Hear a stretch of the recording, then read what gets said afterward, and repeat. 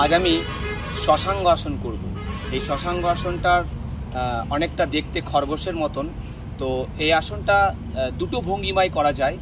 প্রথমে তো একটু সহজ পদ্ধতি একটাতে করা যায়, আর একটাতে একটু কঠিন। তো প্রথমে সহজটা আমি তোমাদের দেখাচ্ছি। প্রথমে বজ্রাসন ভঙ্গিমায় বসতে হবে। ঠিক বাঁ পা বাঁ হাত দিয়ে পেছনে নিয়ে আসবো, আর ডান পা ডান হাত দিয়ে পেছনে নিয়ে আসবো।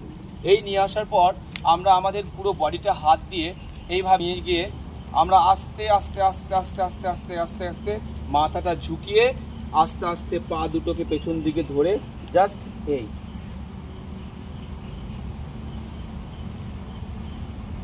অনেকে হাত দুটো আবার আমাদের সামনেও রেখে দেয়, অনেকে হাত দুটো সামনে রেখে দেয়।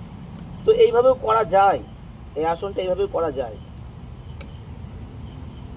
এরপর আমরা দ্বিতীয় স্টেপ অর্থাৎ শশাঙ্গ আসনের আমাদের আরেকটা যে স্টেজ আছে সেটা দেখাচ্ছি আমরা। সেটা একটু হয়তো এর থেকে একটু টাফ। একই রকম ভাবে আমরা এই বজ্রাসনের ভঙ্গিমায় বসে থাকবো, ঠিক আছে? এবং মাথাটাকে আমরা আস্তে আস্তে আস্তে আস্তে আস্তে এই সামনের দিকে নিয়ে আসবো। দেখো, পা দুটো থাকবে পেছনের দিকে এবং মাথাটাকে আমরা আস্তে আস্তে সামনের দিকে নিয়ে আসবো। যতটা পারবো সামনের দিকে আমরা ঝুঁকিয়ে দেবো। ডান হাতটা ডান পায়ে ধরে রাখবো, বাম হাতটা বাম পায়ে ধরে রাখবো। এই আসনটা এই স্টেপটা একটু কঠিন, তার চেষ্টা করা যাক কিভাবে হয় আসনটা। আমরা আস্তে আস্তে আস্তে আস্তে ডান পা ডান হাত, বাঁ পা বাঁ হাত ধরবো, কিন্তু মাথাটাকে আমরা সামনের দিকে ঝোঁকানোর চেষ্টা করবো। এই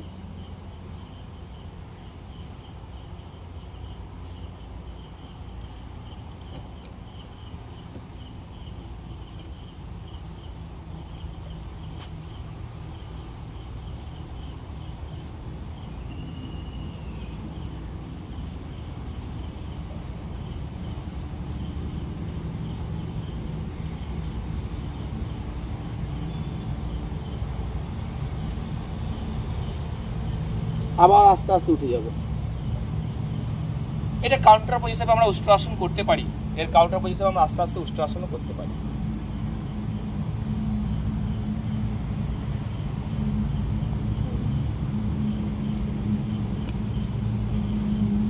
যাই হোক, আমরা আজকে শশাঙ্গাসন করে আমি করে দেখালাম। প্রথমেই বলি, এই আসনটা আমাদের সময়সীমা। আমরা এই আসনটাকে 1 থেকে 20 গোনা অবধি করব এবং এটাকে ধাপে ধাপে করব। আমরা প্রথমে 1 থেকে 20 গোনা অবধি করব, তারপরে এর একটা কাউন্টার পোজ করব, আবার আমরা এটা করব। কিন্তু মাথায় রাখতে হবে যে এই আসনটা করার সময় বিশেষ করে আমি সতর্কতার কথা আগেই বলবো যে যাদের উচ্চ রক্তচাপ অর্থাৎ যাদের বিপি হাই, তাদের পক্ষে কিন্তু এই আসনটা করা একদম উচিত নয়। এছাড়াও মাইগ্রেনে যাদের সমস্যা রয়েছে তারাও কিন্তু এই আসনটা করবে না, কারণ মাথা ঘুরে যাওয়ার একটা প্রবণতা থাকে এই আসনটা করলে। এছাড়াও ব্লাড প্রেশার যাদের লো, তারাও কিন্তু এই আসনটা করবে না, কারণ করার সময় কিন্তু প্রথমে মাথাটা কিন্তু হালকা ঘুরে যাবে। তো বিশেষ সতর্কতা এই সমস্ত বিষয়গুলো আমাদেরকে অবলম্বন করে রাখতে হবে।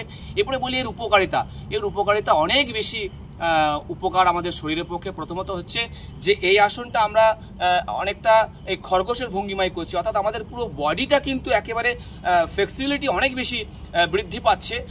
এছাড়াও আমাদের যে মেরুদণ্ড, এর নমনীয়তা কিন্তু অনেক বেশি বেড়ে যাচ্ছে।